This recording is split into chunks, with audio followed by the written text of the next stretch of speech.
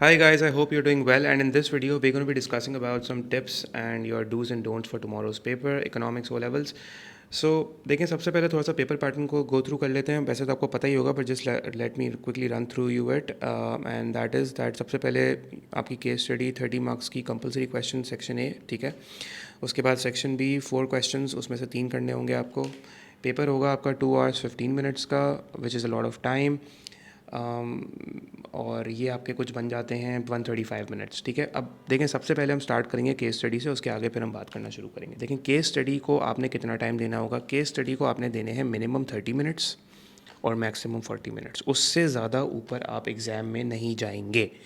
40 minute से ज़्यादा ऊपर जा ही नहीं सकते केस स्टडी में. अच्छा, अब केस स्टडी में सबसे बड़ी गलती जो बच्चे क्या कर रहे होते हैं, सबसे बड़ी गलती जो बच्चे कर रहे होते हैं वही कर रहे होते हैं कि वो केस स्टडी को पढ़ने में ही 10 से 15 मिनट निकाल देते हैं, ठीक है. ये गलती आपने नहीं करनी, सही है. प्लीज़ ये गलती आपने नहीं करनी. केस स्टडी को आपने जल्दी से पढ़ना है, ठीक है. ये भी नहीं कि आप बहुत इतना भी जल्दी नहीं पढ़ना कि समझ ही ना आए, लेकिन कि इतना भी स्लो नहीं पढ़ना कि आप केस स्टडी पढ़ते रह जाएं 15 मिनट तक, ठीक है.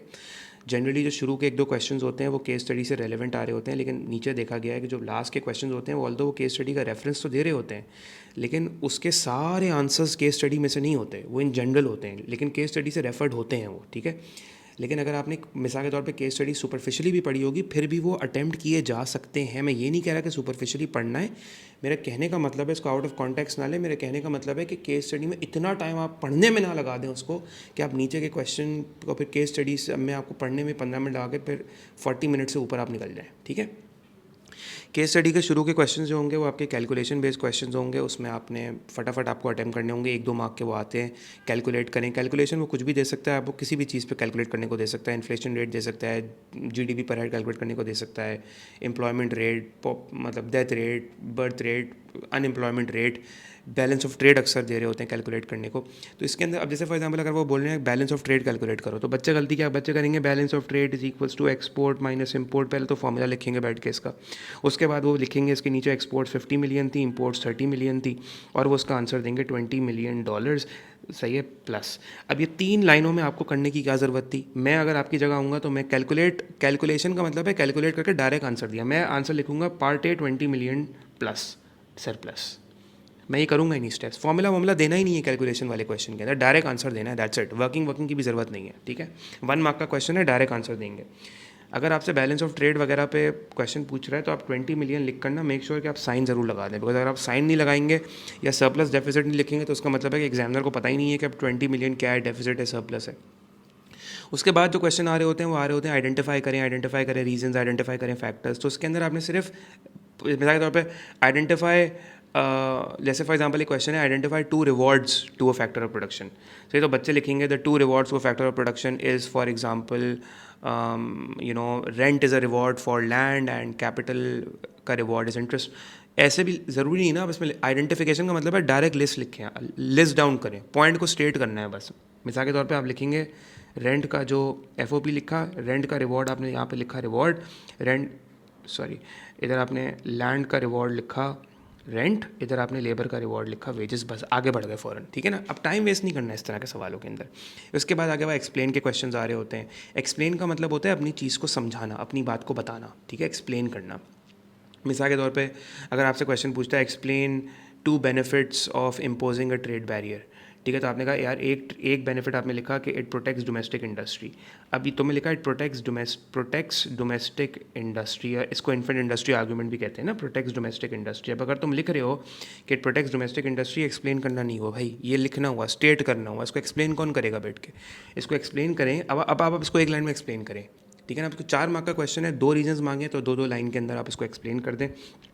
क्या एक्सप्लेन करेंगे बैठ के, आप एक्सप्लेन करेंगे कि it protects domestic energy. How, because obviously it makes the imported goods expensive and that is why now people will switch to domestic goods.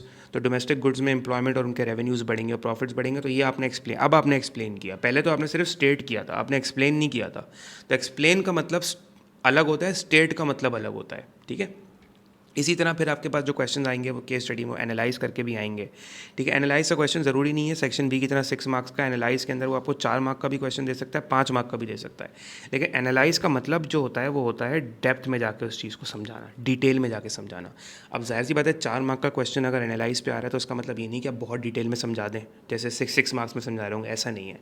लेकिन देखें, आपको ये एक डिस्क्रिशनरी जजमेंट लेना होगा कि मुझे कितना लिखना होगा। इसके ऊपर कैम्ब्रिज साइलेंट है और इसके ऊपर मैं भी कुछ आपको ये नहीं बता सकता कि 4 मार्क्स में इतनी लाइनें लिखनी होती हैं, 6 मार्क्स में, क्योंकि ये कोई इसका कोई आंसर नहीं है ना।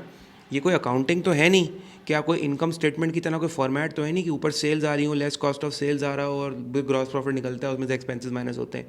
ये कोई फॉर्मेट तो चल नहीं रहा ना, ये कोई मैथ्स का एक फॉर्मूला है। तो ये तो इकोनॉमिक्स सोशल साइंसेस का पेपर है। इसमें क्वालिटी बेस्ड जजमेंट होती है आंसर्स की, क्वांटिटी बेस्ड जजमेंट नहीं होती आंसर्स की। पहले तो आप ये समझ लें इसको, ठीक है। तो ये स्टूडेंट, एक जो स्टूडेंट जिसकी तैयारी प्रॉपर होगी ना, उसको ये एग्ज़ाम करने के दौरान समझ आ जाएगा कि यार अब मैंने इनफ लिख लिया और अब मुझे आगे बढ़ जाना चाहिए। ये उसके जहन में आ जाएगी बात, क्योंकि ज़ाहिर सी बात है जब आप प्रिपेयर्ड गए हैं, सारी मार्किंग स्कीम्स वगैरह पढ़ के पास टू पास करके गए, तो आपको पता है कि यार इसके ये रेले। अब आप इन्फ्लेशन के डिसएडवांटेजेस जो हैं वो कितने डिसएडवांटेजेस हैं। सपोज़ करें अगर मैं आपसे कहूँ 8 डिसएडवांटेजेस हैं, ठीक है। तो 8 अगर 8 के 8 लिख दें बहुत अच्छा है, लेकिन अगर आपने 8 में से 6 लिख दिए और आपने 6 प्रॉपर्ली एक्सप्लेन कर दिए तो आप आगे बढ़ सकते हैं ना अपने आंसर में। आपको अंदाज़ा हो जाएगा कि यार 6 सॉलिड डिसएडवांटेजेस मैं एक्सप्लेन कर चुका हूँ या कर चुकी इन्फ्लेशन की, तो मैं I can move forward now, ठीक है। तो ये आपकी ऑन द स्पॉट जजमेंट होगी, on the spot rational decision making होगी कि यार अब मैं आगे बढ़ना है नहीं बढ़ना। तो बात क्या चल रही थी, बात चल रही थी कि एनालाइज की कि यार अगर 4 या 5 मार्क के क्वेश्चन में एनालिसिस के स्टडी में आपसे पूछ रहे हैं तो उसके अंदर ज़रूरी नहीं है कि बहुत डिटेल के अंदर दें, ठीक है। उसके बाद वो आपसे फिर अच्छा एक चीज़ और आपसे ना, आजकल जो केस स्टडी का ट्रेंड चल रहा है वो ये चल रहा है कि आपको एक टेबल अक्सर दिया हुआ होता है, ठीक है। टेबल्स तो अब पिछले 2-3 अटैम्प्ट से चल रहे हैं। उसके अंदर आपको 2 कॉलम बने हुए होंगे। ज़रूरी नहीं है कि टेबल ही दिया हुआ हो, डायग्राम फेब मार्च के पेपर में डायग्राम दे दिया था, टेबल नहीं था, वो ग्राफ दिया हुआ था। मिसाल के तौर पे आजकल बहुत यहाँ पे टेबल के अंदर जीडीपी पर कैपिटा बहुत आ रहा है, ठीक है।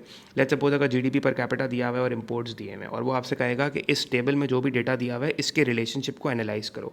जब वो आपसे इस टेबल के रिलेशनशिप की एनालिसिस मांगेगा ना, तो आपने सबसे पहले बताना है कि यार इन दोनों कॉलम्स में आपस में क्या ताल्लुक है। तो आप बताएंगे, आप वर्ड यूज़ करेंगे या तो डायरेक्ट रिलेशन का, ठीक है। अगर डायरेक्ट रिलेशन है तो ठीक है, वरना इनडायरेक्ट रिलेशन है तो ठीक, ये भी बता दीजिएगा। मिसाल के तौर पे जीडीपी पर कैपिटा अगर बढ़ती है तो इंपोर्ट्स गिरती हैं, बढ़ती हैं, ऑब्वियसली बढ़ती हैं। The higher the income the higher the imports, because if GDP per capita is rising that is income per head is going up, people will import more. So there is a direct relation between these two, right. तो आप ये बता दें। अगर indirect है तो आप वो बता देते। मिसाल के तौर पर अगर लेट सपोज यहाँ पे मिसाल के तौर पे अगर मे बी लेट्स से अगर इसके अंदर लिखा हुआ होता करेंसी की डेप्रिसिएशन दी हुई होती कि करेंसी आपकी डेप्रिशिएट हो रही है, ठीक है। और इस कॉलम के अंदर लेट्स से आपको दिए हुए होते may be you could say imports दिए हुए होते लेट्स सपोज, और आप बोल रहे हैं कि भाई करेंसी डेप्रिशिएट हो रही है। अब करेंसी की डेप्रिसिएशन में और इंपोर्ट्स में अगर आपकी करेंसी मज़ीद डेप्रिशिएट हो रही है तो उस केस के अंदर आपकी इंपोर्ट्स जो हैं वो कम हो जाएंगी ना, बिकॉज इंपोर्ट्स एक्सपेंसिव हो जाएंगी, राइट। और exports on the other hand बढ़ जाएंगी। तो इनडायरेक्ट रिलेशन हुआ, ठीक है। दोनों में डायरेक्ट तो नहीं है ना as compare to exports and imports, दोनों के रिलेशनशिप का कॉन्टेक्स्ट अलग है, सही है। इसी तरीके से कहने का मकसद ये है कि आपको ये बताना होगा कि यार डायरेक्ट रिलेशन है या इनडायरेक्ट रिलेशन है। मिसाल के तौर पे अगर जैसे प्राइस में और क्वांटिटी डिमांडेड में एक इनडायरेक्ट रिलेशन है, तो अगर प्राइस बढ़ेगी तो क्वांटिटी डिमांडेड गिरेगी, ठीक है। इसी तरह प्राइस और क्वांटिटी सप्लाइड में डायरेक्ट रिलेशन है। तो इधर दोनों कॉलम्स में जो भी इन्फॉर्मेशन आपको दी होगी बताना होगा इस दोनों में डायरेक्ट रिलेशन है इनडायरेक्ट रिलेशन है। तो मिसाल के तौर पे अब जहाँ पे आपको बहुत सारे जैसे सपोज अगर कंट्रीज़ गिवन है और यहाँ पे उन कंट्रीज़ का जीडीपी पर कैपिटा गिवन है और यहाँ पे उसके उन कंट्रीज़ के इंपोर्ट्स गिवन है, country A, country B, country C, country D, E and F, right. उसका तरीका आप कहते हो यार जीडीपी पर कैपिटा और इंपोर्ट्स में डायरेक्ट रिलेशन है, तो आप पहले तो वो कंट्री आइडेंटिफाई करो जिसके अंदर जिसकी जीडीपी पर कैपिटा सबसे ज़्यादा है, यानी जीडीपी पर कैपिटा हाईएस्ट है और उसकी इंपोर्ट्स भी आपको हाईएस्ट नज़र आ रही हैं, तो डायरेक्ट रिलेशनशिप प्रूव हो गया। फिर आप वो कंट्री आइडेंटिफाई करो, लेट सपोज अगर वो एंड में कंट्री ई है, लेट से ज़रूरी नहीं है एंड में ही हो, लेकिन अगर वो कंट्री है जिसकी, फिर आप आइडेंटिफाई करो जिसकी जीडीपी पर कैपिटा लोएस्ट है और उसकी इंपोर्ट्स भी सबसे लोएस्ट है। तो ये दोनों आपने डायरेक्ट रिलेशनशिप प्रूव कर दिया। डायरेक्ट रिलेशन आपने प्रूव करना है through the highest value and the lowest value, ठीक है ना। वो डिपेंड करता है कि डेटा किस कॉन्टेक्स्ट में गिवन है। तो ज़ाहिर है जब जीडीपी पर कैपिटा आप बोलोगे भाई दोनों में डायरेक्ट रिलेशन है, क्योंकि जिस मुल्क में जीडीपी पर कैपिटा सबसे ज़्यादा है, हमें टेबल से नज़र आ रहा है, उसकी इंपोर्ट भी सबसे ज़्यादा है। जिस मुल्क में जीडीपी पर कैपिटा सबसे कम है, लोएस्ट है, उसकी इंपोर्ट भी सबसे लोएस्ट है, डायरेक्ट रिलेशन है। लेकिन आपको लाजमी एक ऐसा कंट्री दिया हुआ होगा यार जिसके अंदर ये रिलेशनशिप डायरेक्ट नहीं होगा, यानी हमेशा कॉन्ट्रडिक्शन होगी। टेबल के अंदर एनालिसिस क्वेश्चन में हमेशा वो आपको एक कॉन्ट्रडिक्शन देगा। मिसाल के तौर पे हो सकता है वो कंट्री बी और सी के अंदर ऐसा हो कि कंट्री बी की जीडीपी पर कैपिटा ज़्यादा हो मगर उसकी जो इंपोर्ट्स हो ना वो कंट्री सी से कम हो, सही है, और कंट्री सी की GDP per capita country B से कम हो मगर उसकी इंपोर्ट्स कंट्री बी से ज़्यादा हो, तो कॉन्ट्रडिक्शन हो उसके अंदर, यानी तजाद हो आपस में। तो वो कॉन्ट्रडिक्शन भी आपको बतानी पड़ेगी। आप बोलेंगे देखें डेटा में डायरेक्ट रिलेशन है, एक्सेप्शन बता देंगे आप कि भाई कंट्री बी और सी एक एक्सेप्शन है क्योंकि इन दोनों के अंदर कंट्रीज़ में हमें कॉन्ट्रडिक्शन नज़र आ रहा है, क्योंकि कंट्री सी का GDP per capita country B के जीडीपी पर कैपिटा से ज़्यादा है मगर उसकी इंपोर्ट्स कम है कंट्री सी की, और कंट्री बी का GDP per capita country C के जीडीपी पर कैपिटा से ज़्यादा है, सॉरी कंट्री बी का जीडीपी, आई डोंट नो मैं मिक्सअप कर दिया, बट एनीवेज कंट्री बी का GDP per capita country C के जीडीपी पर कैपिटा से ज़्यादा है या कम है व्हाटएवर, बट उसकी इंपोर्ट्स जो हैं वो कंट्री सी से हैं, मतलब या तो कम है या ज़्यादा है, whatever depending upon, right now थोड़ा मिक्स हो गया, बट एनीवेज आपको समझ आ गया होगा। मुझे आपको एक्सेप्शन देनी होगी बेसिकली कि यार एक्सेप्ट दिस एक्सेप्ट दैट, ठीक है ना। एक एक्सेप्शन आपको केस डेटा में लाजमी एक्सेप्शन होगी ही होगी, ऐसा हो ही नहीं सकता कि एक्सेप्शन ना हो, कि मतलब उसमें डेटा के अंदर वो आपको बताना होगा। एनालिसिस क्वेश्चन आएगा, एनालाइज द डेटा बोलेंगे, ठीक है। उसके बाद फिर डिस्कस क्वेश्चन जो होगा वो भी केस स्टडी में डिस्कस क्वेश्चन आपके पास 8 मार्क्स का तो नहीं आ रहा होता, वो केस स्टडी में आपसे ज़्यादातर जो पूछ रहे होते हैं वो 6 मार्क्स का डिस्कस क्वेश्चन पूछ रहे होते हैं। अक्सर दो क्वेश्चन भी आते हैं डिस्कस के 6 मार्क्स के। तो देखो डिस्कस का मतलब होता है, डिस्कस क्वेश्चन में जो डिस्कस का मतलब है इट्स एन आर्ग्यूमेंट। अब मिसाल के तौर पर मेरे और आपके दरमियान आर्ग्यूमेंट चल रही है कि को एजुकेशन होनी चाहिए नहीं होनी चाहिए, आप कह रहे हो होनी चाहिए, मैं कह रहा हूँ नहीं होनी चाहिए, तो बात ना आप सही हो ना मैं सही हूँ। वजह क्या है? क्योंकि को एजुकेशन के प्रोज भी हैं कॉन्स भी हैं ऑब्वियसली। तो इसी तरह डिस्कस क्वेश्चन में कोई एक चीज़ सही नहीं होती। डिस्कस क्वेश्चन में कभी भी स्टैंड मत ले लेना जाके। मिसाल के तौर पे आपसे क्वेश्चन आ रहा है discuss whether inflation is always harmful. अब आप कह के अगर आप एंड में लिख कर आ गए कि भाई इन्फ्लेशन तो बहुत हार्मफुल है, अब ये गलत बात है ना, बिकॉज इन्फ्लेशन के बेनिफिट्स भी तो हैं। या आप कह रहे हैं ट्रेड बैरियर्स जो है ना नहीं इम्पोज होने चाहिए, तो भाई क्यों नहीं होने चाहिए, उसके पॉजिटिव बेनिफिट्स भी तो हैं। आप कह रहे हो गवर्नमेंट टैक्सेस, अगर इन गवर्नमेंट को टैक्सेस कम नहीं करने चाहिए, क्यों नहीं करने चाहिए? तो यार आर्ग्यूमेंटेटिव जो होता है ना, जिसके अंदर आर्ग्यूमेंट होता है, यानी डिस्कस क्वेश्चन का मतलब है आप नैरेटिव को, आपने नैरेटिव स्टैब्लिश किया इन्फ्लेशन हार्मफुल है, ये नैरेटिव है। अब आप इसको चैलेंज करोगे डिस्कस क्वेश्चन में, आप बोलोगे नहीं इन्फ्लेशन ज़रूरी तो नहीं है हार्मफुल हो, इन्फ्लेशन के पॉजिटिव इंपैक्ट्स भी होते हैं, डिपेंड करता है रेट ऑफ इन्फ्लेशन पे, डिपेंड करता है वो एंटिसिपेटेड है अनएंटिसिपेटेड है, डिपेंड करता है वो डेवलपिंग कंट्री में आ रही है डेवलप्ड इकोनॉमी में आ रही है। ज़रा डेवलप कंट्रीज़ हैव, उनके जो मॉनेटरी अथॉरिटीज़ होती हैं, सेंट्रल बैंक्स और गवर्नमेंट जो होती है, it has a lot of money to and a lot of finances and a huge, a big, solid, sound economic system to fight the crisis of inflation as compared to a developing country who is already on so many running on deficits and on loans, right? तो again बात वही है, depend करता है rate of inflation पे।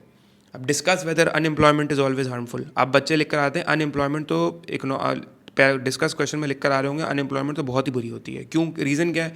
Unemployment के बहुत ज़्यादा बुरे कॉन्सिक्वेंसेस है, इसलिए गवर्नमेंट को कुछ करना चाहिए अनएम्प्लॉयमेंट के बारे में। भाई देखो इस तरह नहीं लिख कर आना होता ना यार, इस तरीके से थोड़ी आंसर्स लिखते हैं। भाई अनएम्प्लॉयमेंट बुरी होती है बट डिपेंड करता है रेट ऑफ अनएम्प्लॉयमेंट है, what if the unemployment is short lived. और वैसे भी फ्रिक्शनल अनएम्प्लॉयमेंट और सीजनल अनएम्प्लॉयमेंट तो इतनी बुरी नहीं होती, वो तो वैसे भी आती हैं, वो तो सिक्लिकल अनएम्प्लॉयमेंट बुरी होती है। तो अब मैंने क्या किया, मैंने अपने ही नैरेटिव को, कि मैंने कहा था यार अनएम्प्लॉयमेंट बुरी है, मैंने उसको चैलेंज किया।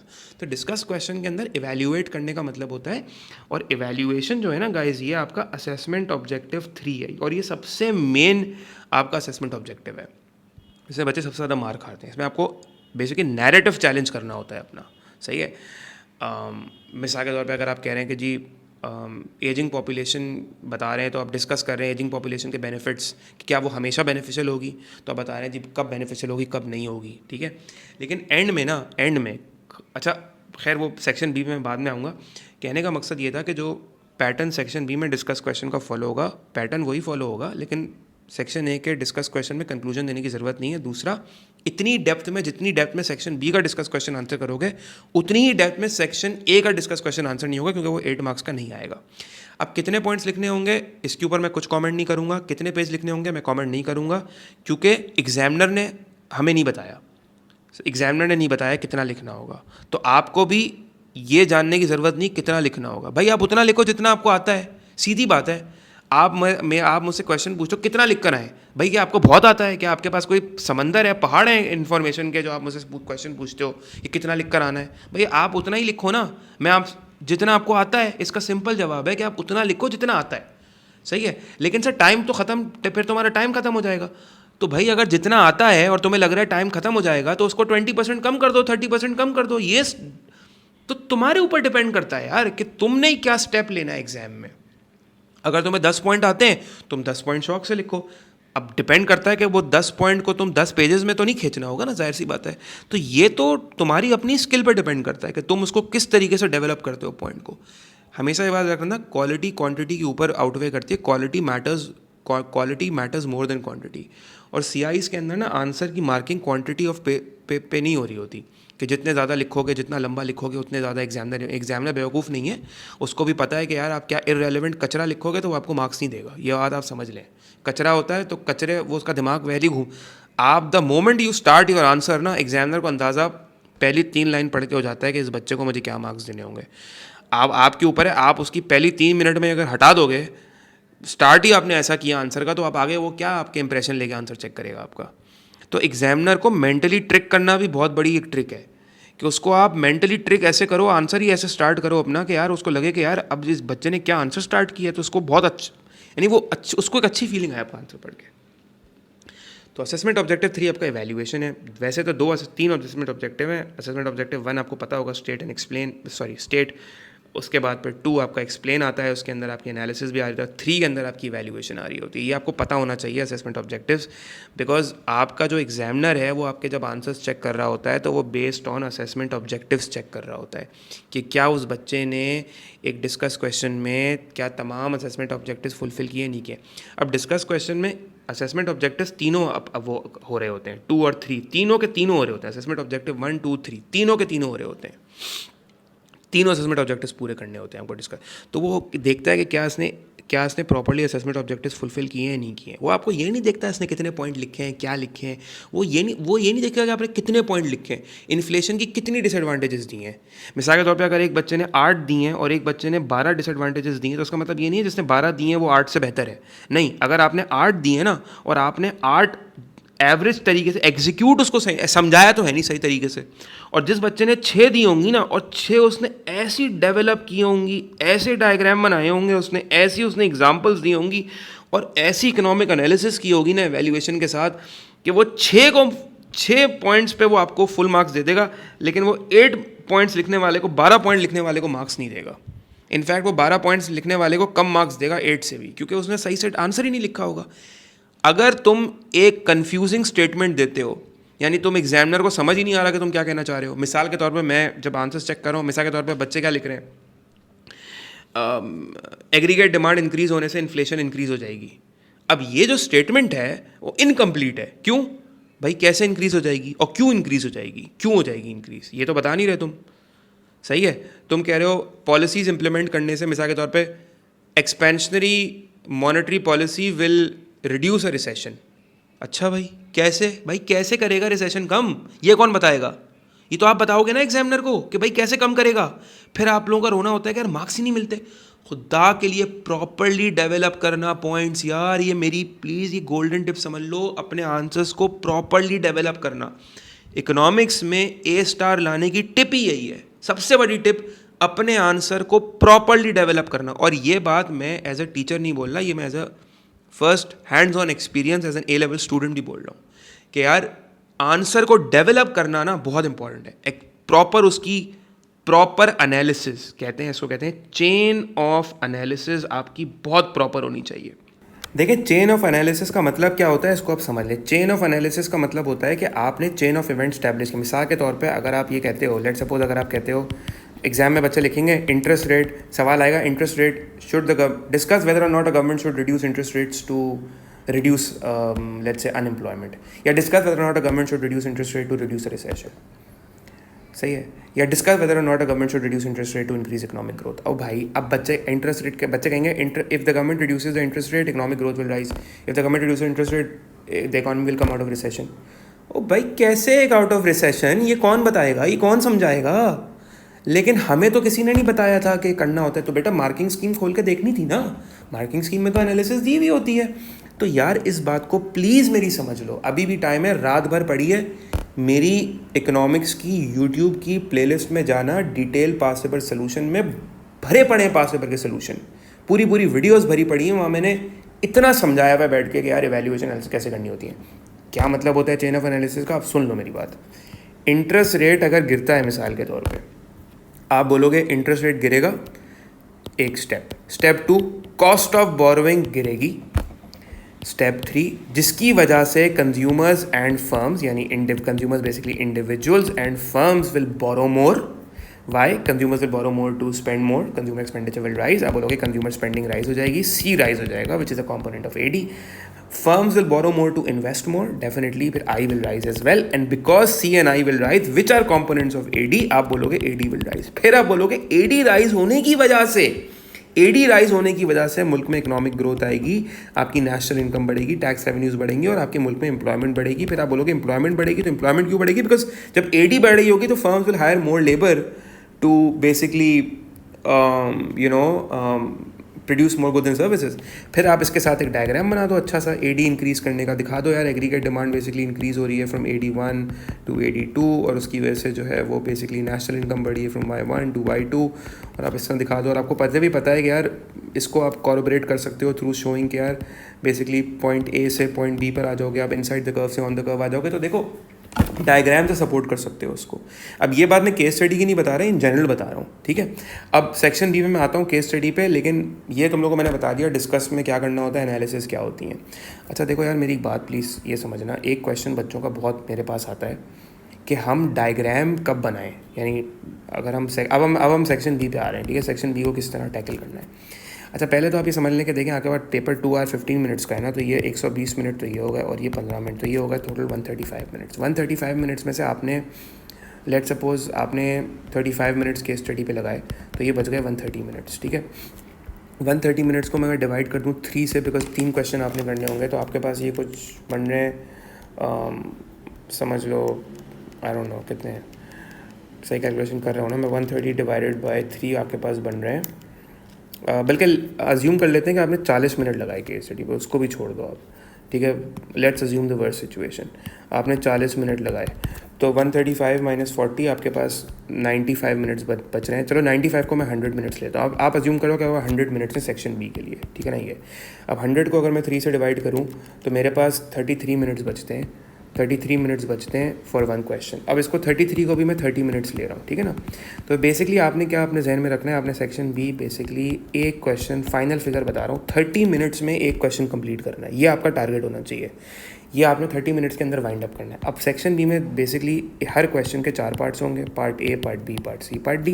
पार्ट ए डेफिनेशन होगी। अब सुन लो, डेफिनेशन एक लाइन से लंबी नहीं लिखनी है, ज़्यादा से ज़्यादा 1.5 लाइन।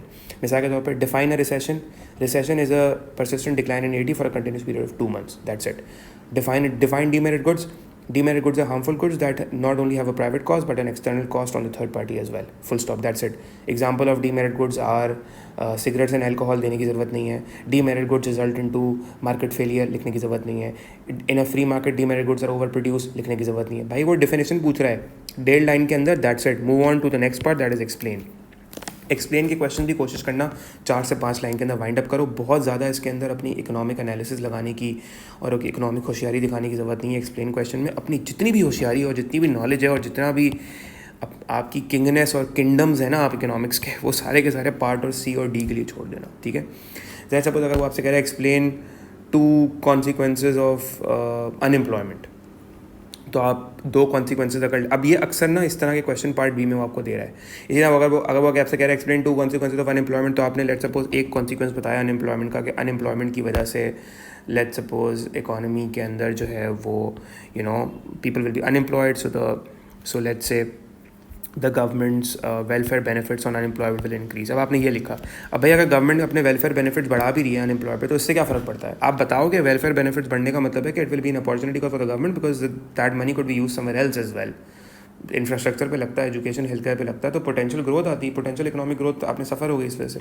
तो बेसिकली इस तरह के जब आपसे कहेगा ना कि 2 पॉइंट एक्सप्लेन करो, तो आपने 1 पॉइंट लिखना होगा, फिर उस 1 पॉइंट को समझाना होगा बेसिकली। ये नहीं आप लिख कर नहीं आ जाओगे, इसको समझाओगे भी। फॉर एग्जाम्पल अगर वो आपसे ज़रूरी नहीं है 2 कॉन्सिक्वेंसेज या 2 रीजन्स बोले, वो आपसे ये भी कह सकता है explain how explain last year demand भी कह सकता है, explain 2 factors of last year demand भी कह सकता है, या वो कह सकता है explain how a subsidy can correct market failure. अगर फॉर एग्जाम्पल 4 मार्क का सवाल है, explain how a subsidy could correct market failure, तो सबसे पहले तो इसके अंदर आप सब्सिडी की डेफिनेशन दे दो।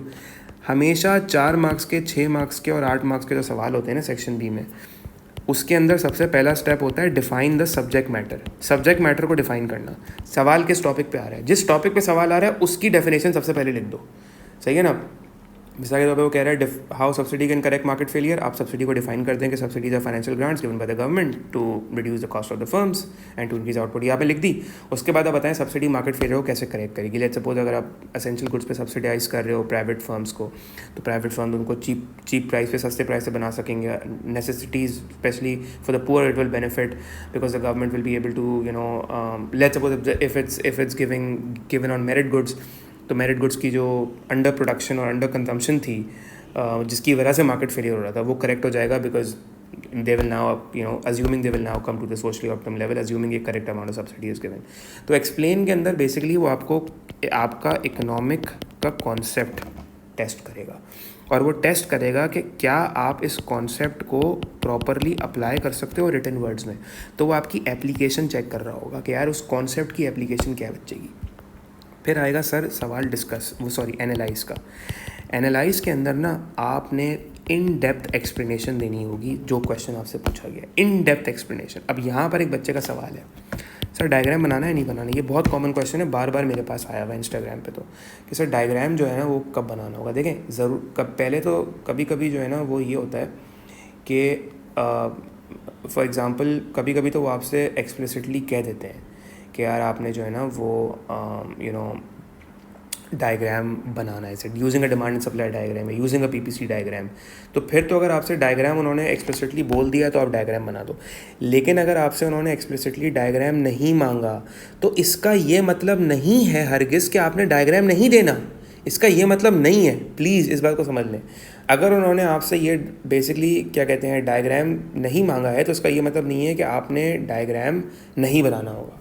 आप फिर भी डायग्राम बनाएंगे अगर उसके अंदर बन सकता है रेलेवेंट डायग्राम। तो मिसाल के तौर पे अगर आप एनालाइज कर रहे हैं अनएम्प्लॉयमेंट के कॉन्सिक्वेंसेस को और आप बता रहे हैं अनएम्प्लॉयमेंट की वजह से इकोनॉमी में रिसेशन आ रहा है बिकॉज सिक्लिकल अनएम्प्लॉयमेंट जो है वो इकोनॉमी के लिए हार्मफुल होती है, तो आप इसमें बना दो ना एग्रीगेट डिमांड और सप्लाई के गिरने का डायग्राम, आप बता दो यार। फिर आप लिखो for example cyclical unemployment it happens in a recession and this can cause negative consequences on national income and GDP and basically it may result into bad deflation as well. फिर आप बोलो this can be shown in the below diagram या this is shown in the above diagram। आप diagram का reference ज़रूर दो अपने answer में। आप दिखाओ एग्रीगेट डिमांड गिर रही है जिससे प्राइस लेवल नीचे आ रही है, बैड डिफ्लेशन आ रही है और आपकी नेशनल इनकम Y1 से Y2 आ रही है। मेक श्योर डायग्राम बड़ा डायग्राम बनाना, खुदा के लिए बड़ा डायग्राम बनाना, छोटे छोटे चूजे वाले डायग्राम बना के नहीं आ जाना कि मिनियंस बना के मत आना कि यार एग्जामिनर को पता नहीं कोई क्लोजअप बोले यार ये क्या बना दिया इसने, कीड़े मकोड़े नहीं बनाना प्लीज़। अच्छा दूसरी चीज़ ये, अब सब मैं आपको एक चीज़ समझाता हूँ। सपोज़ करो ये पेज है ना, अब ये सपोज़ करो, अब ये सोचो इतना सारा मैंने लिखा हुआ है इस पेज पे, ये सब लिखा हुआ है और कॉर्नर में एक डायग्राम बनाया हुआ है छोटा सा। अब वो जो डायग्राम है ना वो बेचारा लोनली लग रहा है, ऐसा लग रहा है कि उस डायग्राम की कोई वैल्यू ही नहीं है, बेचारा लोनली है, मिस्कीन सा डायग्राम है, कोने में एक वेले की तरह पड़ा हुआ है। वो भाई डायग्राम को इम्पोर्टेंस दो, डायग्राम को सल्यूट करो, एग्जामिनर को बताओ कि देखो ये नीचे मैंने एक डायग्राम बनाया है, डेस्क को नाम दे दो, diagram 1, diagram A, diagram B, भले नहीं मांगा हो क्वेश्चन में, फिर भी अपनी बात को ना, अपने आंसर को डायग्राम के साथ समझाना बहुत ज़रूरी है। मतलब आप समझ लो कि इतना अच्छा इंप्रेशन आएगा ना और आपको बहुत अच्छे मार्क्स मिलेंगे अगर आपने अपनी बात को डायग्राम के थ्रू एक्सप्लेन किया तो। एग्जामिनर खुश हो जाता है भाई डायग्राम्स को देख के। और डायग्राम बना कर ना, ये बात भी समझ लो, डायग्राम बना कर ना उसको एक्सप्लेन भी करना होता है। ये नहीं कि आपने डायग्राम बना दिया और बस उसको जो है ना कोने में छोड़ दिया। ये नहीं बताएं the above diagram shows that, the below diagram shows that, above diagram shows that, below diagram shows that, ये सब आपको जो है ना बताना ज़रूरी है ठीक है ना, डायग्राम कोने में नहीं होगा बना हुआ, उसको समझाना होगा आपको, ठीक है। तो उसके बाद एग्जांपल्स दें आप, मिसाल के तौर पे अगर डेवलपिंग कंट्री की बात करें, बताएं पाकिस्तान सिवियरली डिपेंडेंट है ऑन एग्रीकल्चर, एग्जांपल्स दो यार। अगर रिसेशन की बात करें, कोविड का रेफरेंस दो अपने आंसर में, रिसेशन किस तरह, ग्लोबल रिसेशन कोविड के अंदर आया, किस तरीके से और किस तरीके से सेंट्रल बैंक्स ने कोविड के टाइम पे इंटरेस्ट रेट गिराया ताकि रिसेशन से निकला जा सके, ताकि रिसेशन से एग्रीगेट डिमांड बढ़े। रेफरेंस दें आप रेफरेंस दें इसको, प्रैक्टिकल इकोनॉमिक्स के आप उसके रेफरेंसेस दें, ठीक है। फॉर एग्जांपल आपको पता है पाकिस्तान में आपको पता है पाकिस्तान, जैसे फॉर एग्जांपल अगर आप लिख रहे हो कि यार अगर गवर्नमेंट का बजट डेफिसिट में चला जाता है, या फॉर एग्जांपल अगर आप लिख रहे हो कि करंट अकाउंट डेफिसिट में जा रहा है, ठीक है ना, एग्जाम में क्वेश्चन अटेम्प्ट कर रहे हो करंट अकाउंट पे, आप बोलो करंट अकाउंट डेफिसिट में जा रहा है, ठीक है। तो आप बताओगे यार अगर डेफिसिट्स आपके करंट अकाउंट डेफिसिट में जाएंगे तो डेफिसिट को फाइनेंस करने के लिए आपको बोरोइंग करनी पड़ेगी from IMF and world bank, and that is what Pakistan has been trying to do, जो आज न्यूज़ में आ गया कि वो तो रिजेक्ट कर दिया IMF ने। खैर उस डिटेल्स में हम नहीं जा रहे, लेकिन आप रेफरेंस दो कंट्रीज़ का, आप दे सकते हो रेफरेंस यार, आप बता सकते हो कि Pakistan has in the month of April been trying to get in touch with IMF to secure a loan in order to finance its current account deficits। अब ये लाइन एग्जामिनर बैठ के ये नहीं देखेगा कि कितना सच है कितना गलत है, वो ये देखेगा कि यार इस बच्चे को नॉलेज है, वो इसको नॉलेज है, इसको नॉलेज है। भले आप 2009 की डिटेल्स दो, भले आप 2010 के स्टैट्स दो, वो ये नहीं देखेगा 10 साल पुराने स्टैट्स दे रहा है उससे मैटर नहीं करेगा, वो बोलेगा यार इसको ये पता है कि मैं अपने आंसर के अंदर अगर स्टैट्स दूंगा, फिगर्स दूंगा, वैल्यूज़ दूंगा, प्रैक्टिकल एग्जाम्पल्स दूंगा, तो उसको पता है कि यार ये आपको मार्क्स मिलेंगे, इससे अच्छे मार्क्स मिलेंगे। इसका मतलब बच्चे को नॉलेज है, उसको पता है उसके इर्द गिर्द इकॉनमी में क्या चल रहा है। फिर आपके पास जो आएगा डिस्कस क्वेश्चन, वो बेसिकली समझ लो ये आपका सबसे ज़्यादा मार्क्स समझ लो कि ये डिटरमिन करेगा कि आपका ओवरऑल क्या जा रहा है। अच्छा, पहली चीज़ तो ये कि बच्चों को 2, 4 और 6 मार्क्स का क्वेश्चन, मिसाल के तौर पर 2 और 4 आपको बहुत अच्छा आता है, 6 और 8 अच्छा नहीं आता, वो भाई मत अटैम्प्ट करना। फिर क्वेश्चन वही अटैम्प्ट करना जिसका 6 और 8 मार्क्स आपका पक्के हों, दैट्स इट। दूसरी चीज़, मिसाल के तौर पे अक्सर क्या होता है, अब आपने 4 मार्क के आंसर में ना 2-3 पॉइंट्स लिख लिए, ठीक है, अब आपने कहा नहीं मैं तो और पॉइंट्स लिखूंगा, अब आप लिखने पे चले हुए, आप ये नहीं देख रहे कि भाई 6 और 8 मार्क के क्वेश्चन भी आगे पड़े हुए। ये डिसीजन आपने ऑन द स्पॉट लेना होगा, भाई अब मज़ीद मुझे लिखने की ज़रूरत है कि नहीं है, क्या मुझे मज़ीद लिखने की ज़रूरत है कि नहीं है, ये डिसीजन आपने ऑन द स्पॉट उस वक्त लेना होगा। अच्छा गाइस, अब डिस्कस क्वेश्चन जो आपके 8 मार्क्स के आते हैं, इसका थोड़ा फॉर्मेट देख लेना है। देखिए सबसे पहले तो मैंने आपको बताया कि अगर जिस टॉपिक पर डिस्कस क्वेश्चन आएगा ना, सबसे पहले तो आप उसको डिफाइन करेंगे, वो टॉपिक डिफाइन करेंगे, जिस टॉपिक वो आपसे पूछ रहा है, वो आपसे पॉलिसी से पूछ रहा है, सप्लाई साइड पॉलिसी पूछ रहा है, इन्फ्लेशन पूछ रहा है, जो भी पूछ रहा होगा ना उसको सबसे पहले आप डिफाइन करेंगे। फिर जनरली अगर हम ओवरऑल देखें डिस्कस क्वेश्चन किस टाइप के आ रहे होते हैं हमारे पास, सो फॉर एग्जाम्पल वो आपसे कह रहा है discuss whether or not an increase in government spending will reduce unemployment. तो मिसाल के तौर पर अगर आपको एक क्वेश्चन दिया हुआ है कि गवर्नमेंट, बहुत क्वेश्चन दिया, बहुत दफ़ा आ चुका है कि डिस्कस करें कि गवर्नमेंट स्पेंडिंग इंक्रीज़ करने की वजह से क्या अनएम्प्लॉयमेंट आपकी डिक्रीज़ होगी या नहीं होगी। सो मिसाल के तौर पे इस क्वेश्चन को ही ले लेते हैं, तो आप बता दें गवर्नमेंट स्पेंडिंग क्या होती है, अनएम्प्लॉयमेंट क्या होती है, कब आती, मतलब इस बहुत ज़्यादा डेप्थ में नहीं, लेकिन थोड़ा सा एक आध लाइन में आप इसको बता दें। अच्छा, अब आपके पास जो सवाल ज़्यादातर केसेस में आ रहे होते हैं ना, ज़रूरी नहीं है कि हर दफ़ा वो डिस्कस वेदर और नॉट बोले, लेकिन मोस्ट ऑफ द केसेस में आपसे डिस्कस वेदर और नॉट बोलेगा। इसका ऑब्वियसली हमें यही अंदाज़ा होता है कि एंड में आप एक कंक्लूजन दे दें तो बेहतर है, ठीक है। तो आप बताएं फॉर एग्जाम्पल क्या होगा या नहीं होगा, आप बोलें an increase in government spending is usually economic theory suggests that an increase in government spending will reduce unemployment for the following reasons. However, this is not always the case, which will be discussed below. इस तरीके से करके आप लिख दें, तो फिर आप बताएंगे जी गवर्नमेंट स्पेंडिंग जो है वो कब कब अनएम्प्लॉयमेंट रिड्यूस कर सकती है। अब आपको पता है कि यार गवर्नमेंट स्पेंडिंग से फिर मैं डिटेल्स में नहीं जा रहा क्योंकि आंसर मैं नहीं सॉल्व करा रहा। अगर आपको आंसर्स देखने हैं तो वो मेरे यूट्यूब की प्लेलिस्ट के ऊपर है, वहाँ से देख सकते हैं। फिर आपने पहले तो बताना होगा कि यार गवर्नमेंट स्पेंडिंग से कैसे अनएम्प्लॉयमेंट रिड्यूस होती है। तो पहले तो आप बेसिकली नैरेटिव स्टैब्लिश करेंगे। नैरेटिव क्या है? नैरेटिव है कि नैरेटिव को प्रूव करेंगे ना, और रीजंस देके बेसिकली, और इसमें आप रेलेवेंट डायग्राम्स भी बनाएंगे, ठीक है ना। ADA इसके देखिए, मैक्रो के क्वेश्चन में कोशिश करें ADA के डायग्राम्स आप जितने बना सकते हैं बनाएं, उतना अच्छा है, ठीक है। कोई इसकी वो नहीं है कितने डायग्राम्स बनाने कितने नहीं बनाने, आपकी मर्ज़ी, आपके पास टाइम है, आपके पास नॉलेज है तो दिखाएं ना अपनी नॉलेज। भाई ये सवाल उस बच्चे के जहन में आना ही नहीं चाहिए कि मुझे कितना लिखना होता है। जिसको नॉलेज होती है ना उसको वो किंग होता है, क्योंकि उसको पता है कि भाई मेरे पास बहुत नॉलेज है, मैंने बहुत किताबें पढ़ ली हैं। जिसको नॉलेज नहीं होती उसको ये होता है कि कितना लिखना है कितना लिखना है, उसको पता होता है कि भाई मेरे पास नॉलेज तो है नहीं मेरे पास इतनी। जिसको क्यों किंग होगा ना, वो उसके पास इतनी नॉलेज होगी कि वो ख़त्म ही नहीं हो रही होगी इसकी नॉलेज एग्जाम में। उसके बाद आपके पास जो है ना वो थर्ड आपने फिर आप बताएंगे हाउएवर, फिर आप आएंगे एवेल्यूएशन पे। एवेल्यूएशन का मतलब होता है अपने नैरेटिव को क्रिटिक करना। यार आप कह रहे हो कि गवर्नमेंट स्पेंडिंग कब अनएम्प्लॉयमेंट को रिड्यूस नहीं करेगी, तो आप बोलेंगे however a rise in government spending may not always reduce unemployment, it will not always reduce unemployment because of the following reason. So मिसाल के तौर पे let suppose you know let's say अगर आप कहते हो कि मिसाल के तौर पे एग्जांपल लेते हैं कि अगर फुल एम्प्लॉयमेंट है, इकोनॉमी के अंदर फुल एम्प्लॉयमेंट है, फुल एम्प्लॉयमेंट का डायग्राम बना दो, किनीजियन वर्जन LRAS बनाओ, बोलो यार अगर फॉर एग्जांपल फुल एम्प्लॉयमेंट है और आप YFE पर हो, ठीक है, तो आप बोलो कि अगर एग्रीगेट डिमांड बढ़ जाएगी, सो AD1 से हम AD2 पे आ जाएंगे, तो आपको पता है कि यार इकोनॉमी जो है वो फुल एम्प्लॉयमेंट पर है, तो अब तो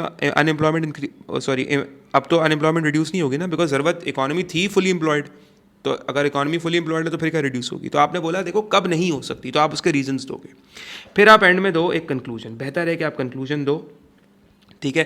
कंक्लूजन बेसिकली आपके पूरे आंसर का एक निचोड़ होगा, समेशन होगी कि आप इख्तिताम कर रहे हो अपनी बात का।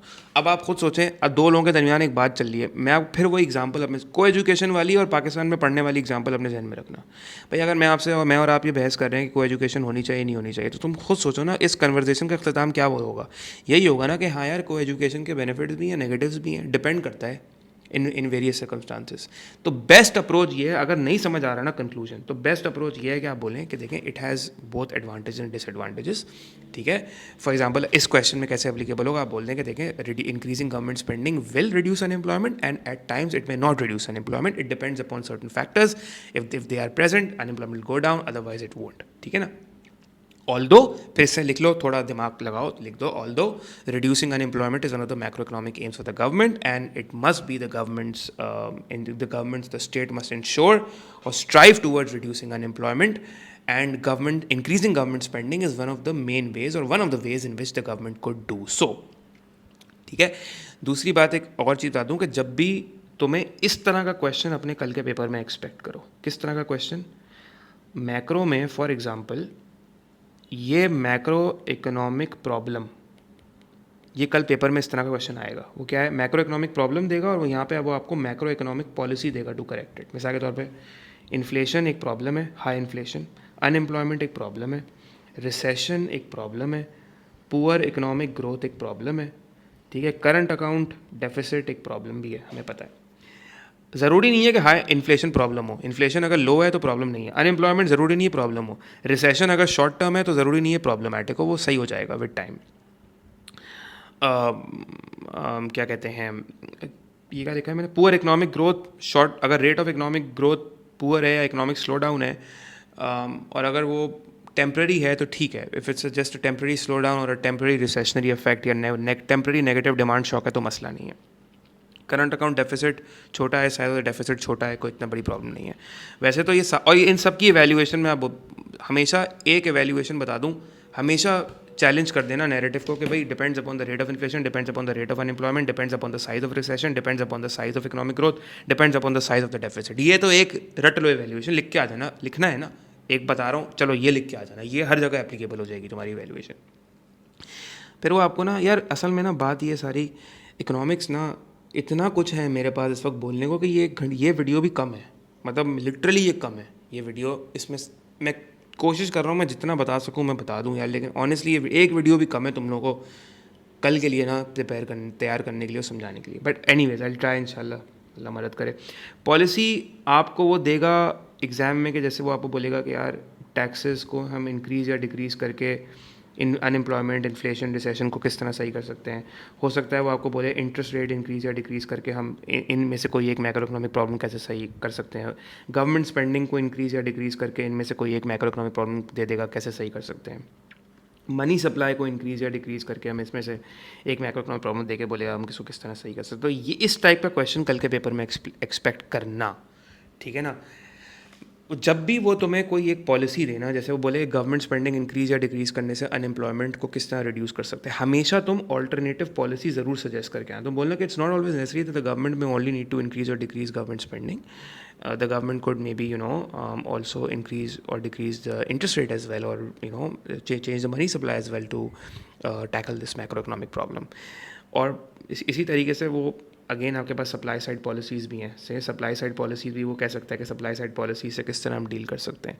अगर वो तुम्हें मिसाल के तौर पे कोई डिमांड साइड पॉलिसी दे रहा है, लेट्स सपोज कोई मॉनेटरी दे रहा है या और अगर वो कोई फिस्कल पॉलिसी दे रहा है, तो तुम ऑल्टरनेटिव पॉलिसी में सप्लाई साइड मेजर सजेस्ट कर सकते हो एग्जामिनर को, ठीक है। तो ये बात हो गई। प्लीज़ प्लीज़ प्लीज़ डायग्राम्स बना के आना। 30 मिनट्स के अंदर कोशिश करना वाइंड अप कर दो अपना सेक्शन बी का आंसर। कोशिश करना 30 मिनट टारगेट रखना। देखो उसमें 6 और 8 मार्क के क्वेश्चन तुम्हारे मेन होंगे। प्लीज़ रिलैक्स रहना, और रिलैक्स होना बहुत ज़रूरी है।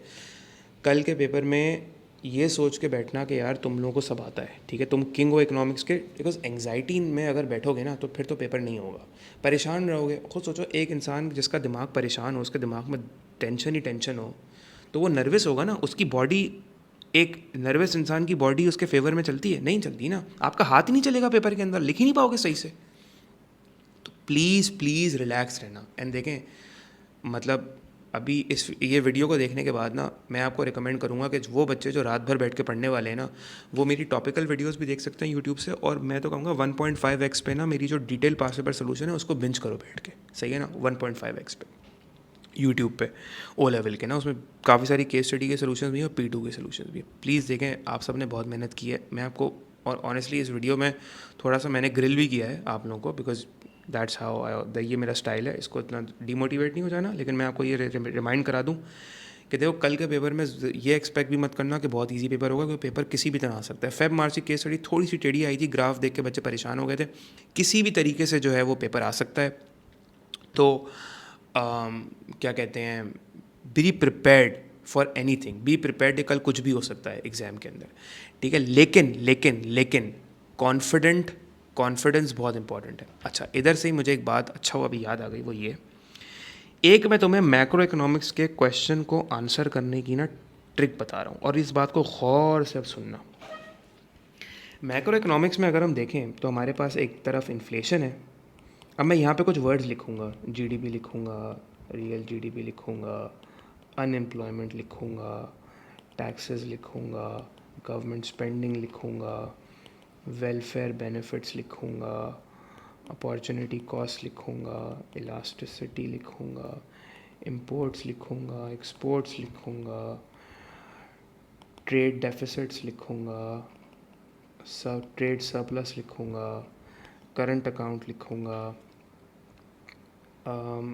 इंटरनेशनल ट्रेड लिखूँगा, ट्रेड बैरियर लिखूँगा, ठीक है। उसके बाद लिविंग स्टैंडर्ड्स लिखूँगा, एंड इन्फ्लेशन, रियल का इकोनॉमिक ग्रोथ लिखा है, नहीं लिखा है, इकोनॉमिक ग्रोथ लिखूँगा, ठीक है। ट्रेड साइकिल्स लिखूँगा, बूम्स, रिसेशंस, ठीक है। तुम्हारा जो मैक्रो इकोनॉमिक्स है ना का आंसर है ना, ये एक टेक्निक है, सुन लो इसको।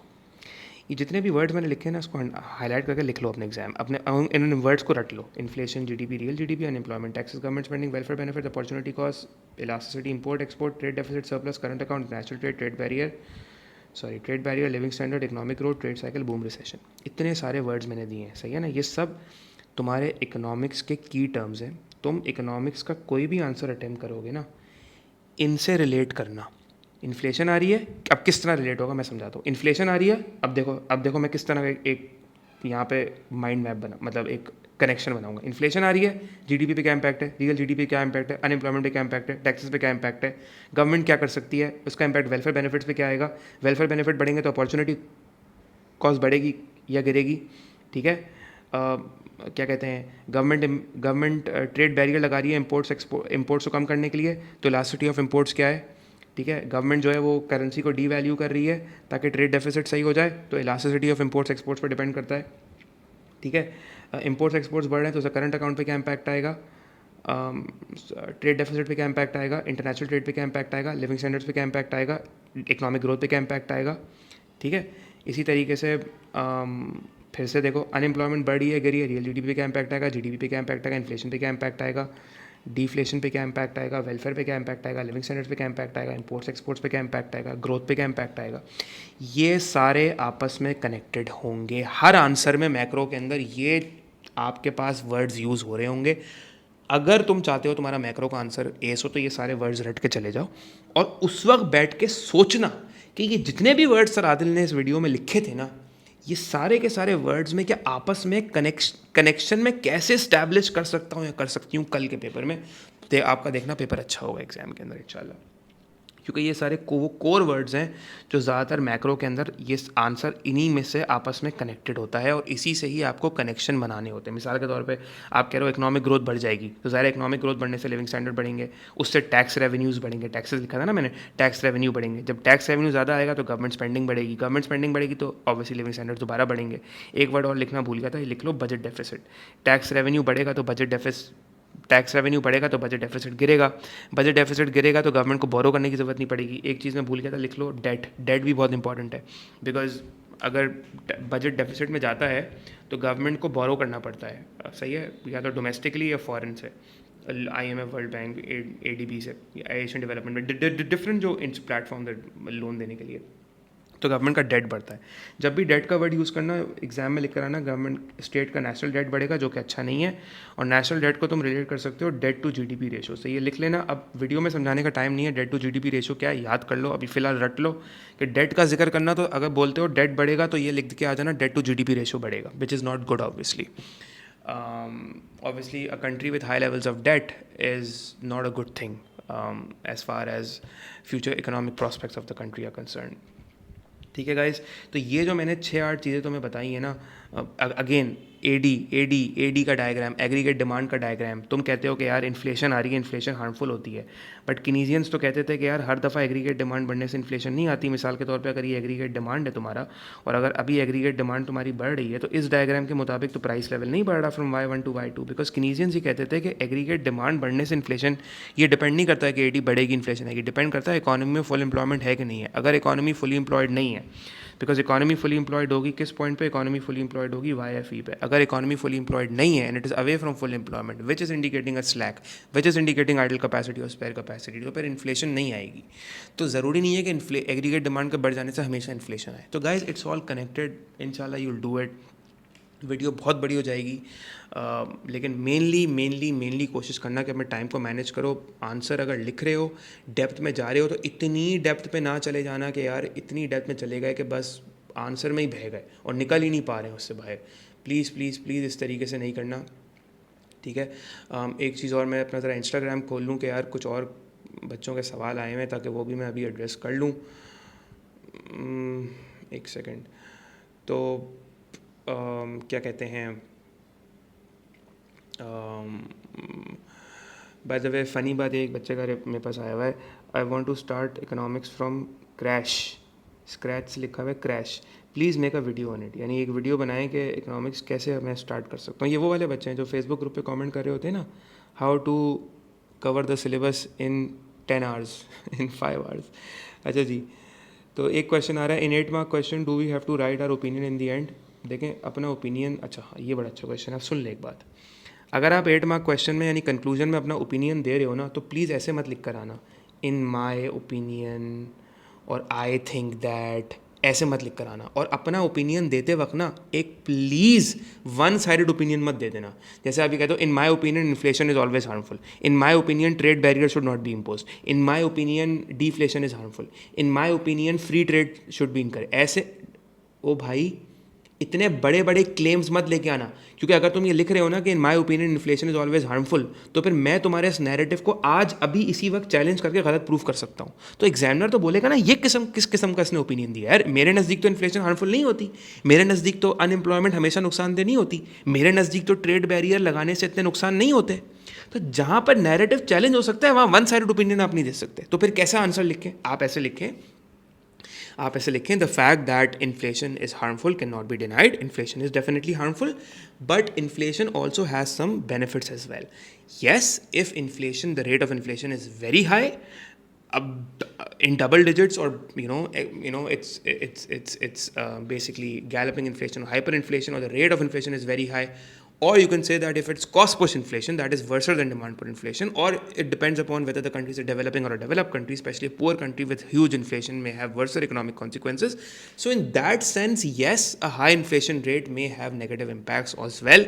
However, we cannot also deny the fact that demand per inflation may have certain economic benefits because it increases your GDP and also provides more employment to the economy as well. तो अब तुमने यहाँ पे conclusion में दोनों side दे दिया, तुमने अपना ओपिनियन दे दिया ना, तुमने अपने ओपिनियन में बता दिया कि भाई देखो इन्फ्लेशन हार्मफुल भी होती है, इन्फ्लेशन का नुकसान भी है, और लेकिन इन्फ्लेशन फ़ायदेमंद भी होती है। लेकिन अब तुम यहाँ तुमने ना इसमें ये बोला एंड में कि यार इन्फ्लेशन तो हमेशा ही बुरी होती है, ना तुमने ये बोला इन्फ्लेशन हमेशा ही अच्छी होती है। तो अब इसी को बेस बना के ना बाकी सारे जो ओपिनियन वाले डिस्कस क्वेश्चन होंगे ना, जहाँ पे तुम अपना ओपिनियन देना चाह रहे हो, तो इसको बेस बना लेना, जो मैंने अभी बात बताई उसी तरह लिख कर आना, ठीक है। सो सही है। इसी जैसे एक चीज़, जैसे for example discuss whether or not a current account deficit harms an economy, तो तुम एंड में लिख कर आ जाएंगे बच्चे, in my opinion current account deficit is very harmful. अब देखो गलत बोल रहे हो ना तुम, करंट अकाउंट डेफिसिट ज़रूरी थोड़ी हार्मफुल हो। तो तुम पहली बात तो ये कि इतना बड़ा नैरेटिव स्टैब्लिश करना, इतना बड़ा क्लेम देना, इतनी बड़ी बात करके आ जाना एग्जाम में कंक्लूजन के अंदर कि यार करंट अकाउंट डेफिसिट हार्मफुल होता है, ये गलत है। आप क्योंकि वो नहीं भी हो सकता, वो डिपेंड करता है सर्कमस्टांसेस। तो आप बोलें कि देखें current account deficit may be harmful or may not be harmful. It depends upon the size of the deficit. It depends upon what is the reason for the deficit. What if you are importing capital goods? So वैसे तो on paper वो deficit होगा, but long run में तो उन capital goods से economic growth आएगी, और उससे जो revenues generate होंगे economic growth से, उससे हम अपना सारा deficit finance कर सकते हैं long run के अंदर। या अगर हमने deficit को फाइनेंस करने के लिए कोई लोन्स लिए हुए हैं, लेट्स सपोज, और हम बहुत परेशान बैठे हुए हैं कि यार करंट अकाउंट डेफिसिट में था और हमें लोन लेना पड़ा IMF से, और हम घबरा गए इस बात से, तो यार फ्यूचर में जो रेवेन्यूज़ आएंगे टैक्सेस से, उससे पे कर देना लोन। लेकिन वही बात है ना, वो डिपेंड करता है कि तुमने कैपिटल गुड्स इंपोर्ट करे थे, कंज्यूमर गुड्स। अगर आप बैठ के सिर्फ कंज्यूमर गुड्स ही इंपोर्ट कर रहे हैं और लग्जरीज इंपोर्ट कर रहे हैं, तो फिर तो आपका सिर्फ पैसा बर्बाद हो रहा है एक तरह से ना। बिकॉज हाँ, वो अलग बात है, कंज्यूमर सेटिस्फैक्शन और वेलफेयर बढ़ रहा है, बट देन अगेन सस्टेनेबल तो नहीं है ना ये। इस तरह की कंजम्पशन और इस तरह की सेटिस्फैक्शन जिससे आप खा पी के एंजॉय करें और अपनी वांट सेटिस्फाई करें, ये कोई सस्टेनेबल डेवलपमेंट तो नहीं है इकोनॉमी के लिए। तो ना आपने वन साइडेड ओपिनियन प्लीज़ मत देना। अगर तुम वन साइडेड ओपिनियन दे भी रहे हो तो फिर बोलो कि yes a current account deficit is harmful, या ये मत बोलो विल ऑलवेज यू हैव, बोलो a current account deficit that is very huge, in that sense a current account deficit is harmful for the economy, ठीक है। या एक ऐसे पाकिस्तान जैसे मुल्क में जो ऑलरेडी डेफिसिट में इतने सालों से चला आ रहा है और इतने कर्जे हैं उसके सर पे, तो ऐसे मुल्क के लिए करंट अकाउंट डेफिसिट होना हार्मफुल है for a country like Pakistan. तुम लेकिन यहाँ पे तुमने अपना रीज़न दिया कि भाई क्यों है हार्मफुल, तो रीज़न के बगैर मत लिख के आना, हवा में बातें नहीं कर देना जी डेफिसिट बहुत हार्मफुल है जी। फिर एग्जामिनर मार्क्स काटने में, आपको ग्रेड बुरा देने में ज़रा भी उसको टाइम नहीं लगेगा। समझ रहे हो ना मेरी बात को यार। तो आई होप कि मैंने अपनी तरफ से तो यार पूरी कोशिश कर ली कि मैं आप लोगों को कुछ बातें बता सकूं। मैं देख लूँ अगर एक आध कोई और एक क्वेश्चन है, when to make a diagram. देखें डायग्राम आप 6 और 8 मार्क क्वेश्चन में डायग्राम बनाएं, 2 और 4 में डायग्राम बनाने की ज़रूरत नहीं है, लेकिन 6 और 8 मार्क क्वेश्चन में आप ज़रूर डायग्राम बनाएं, ठीक है। एक क्वेश्चन है 6 मार्क केस स्टडी में वैल्यूएशन डिसीजन इज रिक्वायर्ड और just 2 sides of the argument. आपको डिसीजन देना है 6 मार्क क्वेश्चन। वैसे केस स्टडी में मैंने वही कहा था कि सेक्शन बी का डिस्कस क्वेश्चन और केस स्टडी का 6 मार्क का डिस्कस क्वेश्चन फॉर्मेट वही होगा, लेकिन डेप्थ कम होगी। आपके ऊपर है, आप देना चाहते हैं इवैल्यूएशन डिसीजन एंड में आप दे दें, नहीं देना चाहते हैं नहीं दें, कोई मसले वाली बात नहीं है। अगर आप नहीं भी देंगे तब भी कुछ चलेगा, कोई मसला नहीं होगा, ठीक है। देखें टाइम मैनेजमेंट एफिशिएंट, बहुत से बच्चे टाइम मैनेजमेंट की बात कर रहे हैं कि जी टाइम मैनेजमेंट जो है वो क्या है, टाइम मैनेजमेंट कैसे करें। तो देखें टाइम मैनेजमेंट का वही मैंने आपको बताया, कोशिश करें सेक्शन ए की केस स्टडी 30 to 40 मिनट्स के अंदर अंदर ख़त्म करें और सेक्शन बी में 30। देखिए टाइम मैनेजमेंट में प्रॉब्लम कब आती है, टाइम मैनेजमेंट तब प्रॉब्लम आती है जब बच्चे बहुत पेपर जब शुरू करते हैं ना, तो बड़े आराम से प्यार से नज़ाकत से लिख रहे हैं, इतनी अच्छे से लिख रहे हैं, इतने प्यार से लिखें, क्वेश्चन 1 इतने प्यार से आंसर करते हैं। वो कोशिश करते हैं कि अपने आंसर की राइटिंग इतनी अच्छी करें कि एग्जामिनर को आपके आंसर से मोहब्बत हो जाए जब वो आपका आंसर पढ़े, तो बोले कितनी अच्छी हैंड राइटिंग है। तो देखें ऐसे मत करिएगा, इसका मतलब ये नहीं बुरी हैंड राइटिंग करें, इस हैंड राइटिंग लेजिबल होनी चाहिए। ओ भाई जल्दी जल्दी लिखो यार अपना आंसर, हाथ तेज़ चलाना है यार, हाथ पेन आपका तेज़ चलेगा एग्जाम में। From the moment examiner states start your paper, उस टाइम से आपका हाथ तेज़ चलेगा और एंड तक चलता रहेगा आपका पेन तेज़ी से। आप तेज़ी से आंसर्स लिखेंगे, स्लो आंसर्स नहीं लिखेंगे। लेट्स सपोज आपको कोई क्वेश्चन पे आपका दिमाग नहीं चल रहा ना, आपको नहीं समझ आ रहा कि मुझे इसमें क्या लिखना है। जब आपको नहीं समझ आएगा तो आपको एंग्जाइटी होगी, बात याद रखिएगा। अब अगर आप उसी क्वेश्चन को सोचते रहेंगे क्या लिखना है, भाई आपको नहीं आ रहा ना समझ, तो छोड़ दो भाई उसको। अब अपनी एंग्जाइटी को मैग्नीफाई क्यों कर रहे हो उस क्वेश्चन में अटक के? आगे बढ़ जाओ, आगे बढ़ोगे, अगला क्वेश्चन हो गया, कॉन्फिडेंस लेवल ऊपर जाएगा।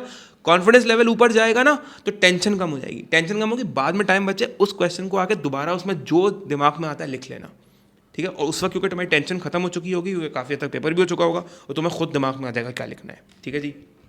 आई think that's it for this video. I wish you all the best यार। मैं कल पेपर देकर आके मुझे ज़रूर बताना कमेंट्स में, वैसे तो, और प्लीज़ मुझे मैं आप सबके कमेंट्स पे रिप्लाई करूँगा इंशाल्लाह। इस वीडियो को देखने के बाद मुझे कमेंट्स में ज़रूर बताइएगा कि आपको वीडियो कैसी लगी और आपको समझ आई कि नहीं आई। आई एम अवेलेबल, मुझे इंस्टाग्राम पे आप कमेंट मतलब DM करके कोई क्वेरी पूछना चाहें पूछ सकते हैं, but do let me know in the comments that you enjoyed the video or not and whether it helped or not. I wish you all the best guys, I wish you all the best, I'll pray for you all. Honestly, I really want you to score your best. Make sure that you watch the YouTube videos, share those videos with others as well, and I wish you all the best prayers with you. May all the odds be in your favor. Okay guys, take care, bye bye.